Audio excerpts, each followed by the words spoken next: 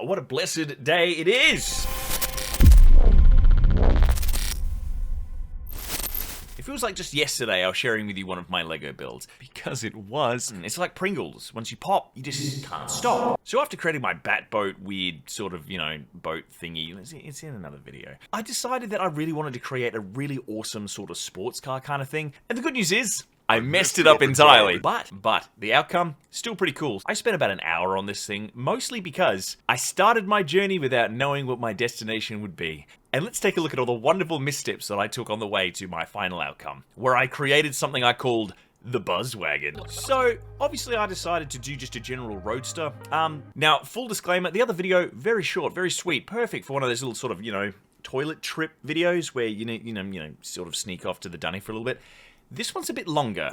So if you're watching it at work, maybe don't get in trouble with your boss, because, I decided to use one of the bigger wheelbases, and you can sort of see it has a bit of a very interesting shape, because it has this recess section and then sort of a front and a back that gives you a little bit of room to work with.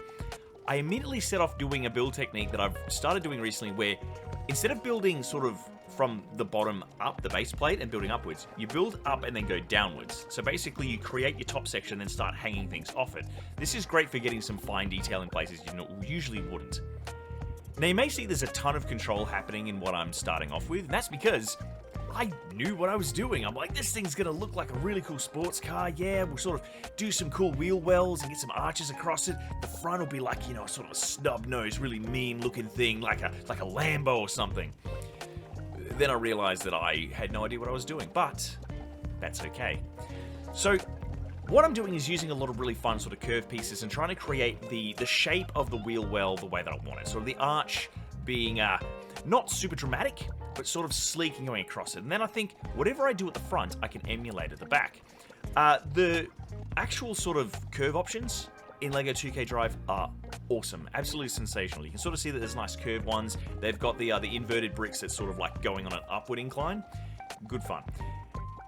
When I'm doing things like engine bays, I just chuck a bunch of bricks into the area to sort of build it up, and then I work from there. I'm starting to do a hood at this point. I have an idea that I sort of want it to be curving up, but I also really want to try and do sort of like an exposed intake on top of the engine. You see it in like Fast and the Furious. You've got these awesome muscle cars that have like the huge sort of insert automobile term for thing here. But I have no idea how to do that yet. So at this point, I'm still very much thinking sports car. Super deluxe performance vehicle. I'm going to pull off something amazing. Lots of soft edges, lots of flat pieces. Here I am thinking about what I'm going to do for my intake, and it's obvious. You do one of the front-facing studs, and then attach a Technic piece to it, and you're halfway there. I know that there is a dedicated part that actually creates sort of that header unit thing, but I don't have it, or at least I don't know where it is yet. It's worth pointing out that within the game, completing different missions in the game world and some specific races will actually unlock pieces for you, which on my boat, that's where I got the massive propellers from. So if you don't have a piece, don't go running off to the store just yet. Maybe take a look around the game world. Now you can see that my engine's coming together well. Again, anyone who has any kind of automotive knowledge is probably going to look at this and go, this guy is a massive idiot, because there is no way an engine like that would work. But I've got to tell you, mate, it's Lego. So as long as it looks cool, that's fine. And that's basically going to be my rule for this entire build. The front end of my car is starting to look good, and this is where it all starts to fall apart. I look at the windscreen and I realize, I just take it for a quick test drive. The windscreen I wanted to use, the really sleek one, is going to take up 30% of the car's length, and my front end is so full on, I can only really use one of the almost vertical, the really steep angled windscreens. But I sort of find myself thinking that that's okay. I can still salvage this. I still want to make a performance vehicle, and I can maybe make it look a bit sports car-ish, but at the same time, what I'm noticing is this is a chubby dude. This is a really awesome sort of snug, sort of Bumblebee-esque kind of thing, but we'll get to that. So my thought is, right, if I have to use this windscreen, let's double down. You see me using the move tool around a bit here. Instead of deleting a piece and bringing it back, I just sort of slap it on another set of studs and come back. When you're building Lego, you sort of sit parts to the side ready for when you use it. I've changed my windscreen. It's still the same profile, but it has more studs along the top. Because I'm thinking that, I'm going to have to salvage this by sort of creating some cool roof detail. And what I'm leaning towards is sort of like a weird custom pickup. Like, you sort of see in like online, I guess if you're looking at like performance vehicles, sometimes people do these amazing wagons where it's basically like a turbocharged ute, but it's sort of a bit squat. It has an epic front end and then just like a little tray in the back. That's what I'm thinking. I've had a bright idea here as well. Using the angle bricks, I'm going to create a sloped back window. And what you can see here is when I have the hinge blocks, as long as I select the items, the modify tool actually lets me move it. However, the interesting thing I found here, and I don't know if it's a bug or user error, it's probably user error, I can't actually bend it all that far. So I decided to move it and just decide I'll come back to it. I slap it on the roof, time to figure out what I'm doing with my back end. At this point, I haven't quite fully committed to doing a tray. I keep thinking like, what kind of cool things can I do? And for some reason, I keep falling back to like Mater from Cars. Like maybe a tow truck. Maybe like a performance tow truck. I'm doing an interior. Something I was really proud of here, if you look at my interior, my sidewalls are actually angled, just flat bricks. Instead of building it up with the regular bricks, what I've done is use the flat panels and stuck it in there. Now, I finally realized I can get a more dramatic angle by moving it, but it's not high enough. So, good old 1before, never steers you wrong. Slap it on there, starting to get it a bit more sort of where I need it to be. And now I'm thinking, how does the actual roof need to look? I do sort of a step thing and then realize I can't actually meet the studs on the back. But that doesn't matter. It's Lego, man. Just make it up. This is like freeform jazz. I'm just blowing the horn. So I'm thinking this looks kind of cool. But again, I'm sort of reaching that point where I'm realizing that this isn't going to be a fully sick... like, this isn't a street car anymore. I mean, it looks like something used to repossess street cars. But, you know, half of the fun of Lego is losing your way and then finding it there. If you've ever watched The Office, just remember, Michael Scott said sometimes he starts a sentence without even realizing where he's going to end up. He just hopes that he gets there in the end. So taking a look at my squat little boy here, the profile seems fine. I mean, again, it doesn't look real world, but that's okay. I wasn't really aiming for real world. I wanted something real world adjacent. And this isn't it. That's cool. So... I do a lot of driving here. The reason is that I'm sitting here trying to think, how am I going to salvage this? And I think salvage is probably a really strong word. Like, it's not a dumpster fire. It's just, I knew what I wanted to do, man. And it's just, I'm not doing that. Not at all. Not even a little bit. But, you know, sometimes do a fully sick jump, look at your car when it's in the air, drink it in, and then think, what can I do next? So I'm still thinking of the idea of like, this is a performance pickup. Maybe this is like a super deluxe tow truck. This is the thing that like the next villain of the Fast and Furious movie, it's just going to be a guy coming to repossess, you know, Toretto's cars, and this is what he'll drive. But then I'm left with this big question. What the hell do you do to make a performance sort of tow truck look like a performance tow truck?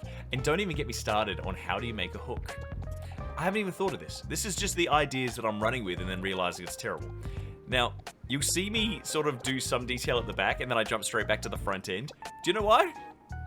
Because I have no idea what the back end. So I just, sometimes if you get stuck, just do something else for a while.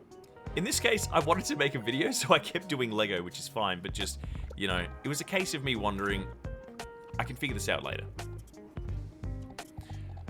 I love these little side bits. I'm going to use them to make mirrors, and it's going to look so good. Right. We're about to jump into the back end thoughts, so you're going to see me go to the dreaded Technic tab. Oh yeah, the giant engine. I've yet to use it. I just don't see a reason for it just yet, but here's my greatest weakness at the moment. And this is not just a game thing, this is real life as well. I can't do Technic unless I've got instructions. Like, I can't freeform Technic. You can see me here trying to build something that could possibly end up being like a hook, but oh boy, this is terrible. This is like watching, I don't know, a newborn calf with no legs try to take its first steps. It's just, you want to reach out and say, that's enough. You've tried, it's okay. And this is where I eventually gave up and went, you know what? A tray's fine too.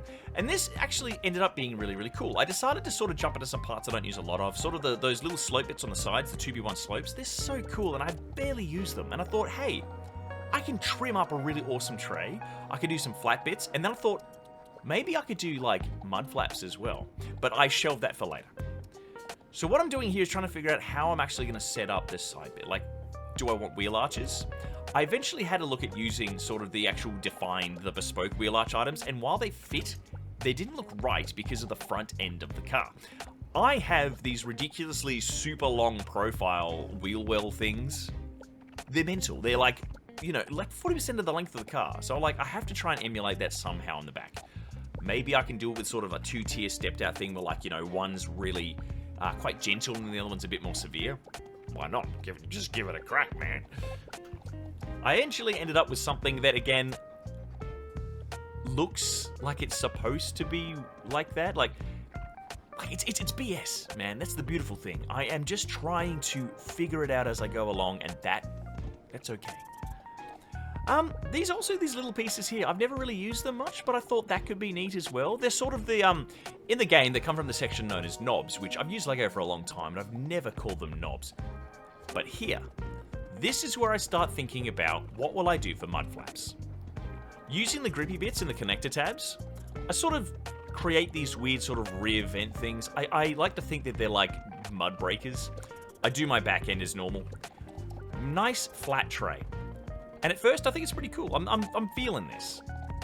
I'm not quite there, but I'm starting to sort of do... This is what I call stud checking. I sort of do a quick look over and think about whether or not I want studs to be in certain places. Ah, yes. And then I thought, you know what this needs? These weird sort of step skirts. Just fill it in space. Like, sometimes you just slap something in a place and think, yeah, that'll be okay. But is it? It's okay. We've actually got a bit of a form factor set out here. Chuck my driver in there and realize that I don't have a steering wheel, and this is probably the most awkward putting in a steering wheel thing ever. There are tools in the game to hide certain bricks so you could access areas. I could have hidden my roof and done this, but no, I decided to challenge myself by trying to slip it in through the tiny little bit there. And choosing the color yellow just then, completely by chance, but it made me think, okay, I've got this truck with a fat butt, why don't I try and theme it around a Bumblebee? Not the Transformer, which is, you know, my other jam, but I thought that could work too. A quick test drive, you know what I'm finding? I really dig this thing, but there are some egregious stuff that I do not like. Those side skirts are sort of one step too far. Like, it's not a practical vehicle, but those sort of make it too silly to be considered a practical vehicle, so that's got to go. I also have a look at the tray. While the tray looks cool, it's too flat, which doesn't work for me. So I can fix that as well. So the very first thing we need to do is address that. The side skirts have got to change. I start thinking of other stuff to chuck on there, but do you know what I eventually just figured out? I just don't need stuff on the side. I don't. So it's easy enough. Remove those things. The back, I thought, what about having like an axle hump in here? Like, you know, sometimes there's that area in the back of a ute. I'm sure this is a real thing that people who have utes know about, but I thought, hey, I'll chuck that in there. It's also funny that it is nowhere near the actual axle, so I'm just lying to myself. This is removing those knob bits. I eventually thought I could stick those on there, but I realized it's pointless. I don't need them. Let's just go back to the safe old 2B1s and slap them in there. So here we go. 2B1s. I downgrade the number of outward-facing knobs from 4 to 2. And then I think I could put like a little operative arrow on there. My favorite part I couldn't use. Those little inclines are great. But I used the rounded knobby bit, which is actually kind of neat. I also realized that I haven't done a couple of small things that I intended to do earlier. And of course, I need to stop and test drive whether or not this thing makes sense now. All I do is some doughies, son. And you know what? I'm really liking this profile. It's not my Bugatti Veyron wannabe thing, but it definitely looks like a pretty cool truck. Like, super ute. It's like 60% car and then like less than 30% tray, but that'll do. Now, we get into the polish phase. I jump into the customization menu and think about, like, you know, how do I want it to sound? That's fine. Wheels, while I have options, I'm kind of happy with the ones that it has. So there's only one thing left to do, and that is to color this up. I didn't actually have my daughter with me for this build, so it meant that I could actually just paint it without being told constantly pink, pink, pink. She still wins on the driver category, though, because I'm going to be pink probably forever in that case. Now, yellow is the order of the day. Black accents, But first, some deeply colored metal. I don't really use the dark metal much, so I wanted to actually give it a real red hot crack this time. And you know what? When it's next to a nice sort of bright color, it's really great. The black, slap it in there in places where it's going to look like a proper sort of secondary color. The fact that I've got the 2-tier wide sort of wheel well bumper thingies, I can just do it on half of it and it actually comes out looking pretty cool. I also need a bit of a flare color, so I slap some red in there and then realize it's too aggressive. So I go for the most yellow adjacent orange. Glowing bits, always add glowing. Quick test run. This is looking the goods. This is looking pretty good. I sort of think about what else I could do to finish it off, but it's sort of 90% of the way there. So I'm definitely at the point where I'm pretty stoked that my massive disaster has turned out somewhat palatable. So, finishing touches. Let's have a think. It looks pretty good. Let's chuck some, they are hazard stripes again, aren't they? I've done it again. I've gone hazard stripes. I can't help it. They're cool from like a whole practical use kind of thing. Like if this is supposed to be some high performance tow truck, like mega vehicle thing without its tow hook, then why not make it look cool? Little stripe, call that done. And you know what? Let's save it, head into the naming category, and this is where I have a think. Originally I was going to call it like the Wasp Wagon, but Buzz Wagon seemed to work. And a final test drive. This thing started off on the journey to being an epic race car that looks like it was supposed to be on the cover of a Forza game. And it ended up looking like this squat, chunky little dude that should be on the front cover of a flat-out game. This thing looks like it should be either competing in a destruction derby or cleaning up afterwards. Either or, both would work. It performs the way that it should, which is epically, because that's the whole purpose behind it. But the thing that surprised me is that the proportions in LEGO's universe don't really matter as long as they aren't, egregiously silly. They can be, pretty high up there in the silly scale and still be awesome. This was an hour-long build. I had an absolute blast putting together, and I don't really know how I'd improve it, apart from maybe, actually build the race car I wanted to build in the first place. But you know what? That's a video for another day, when I figure it out.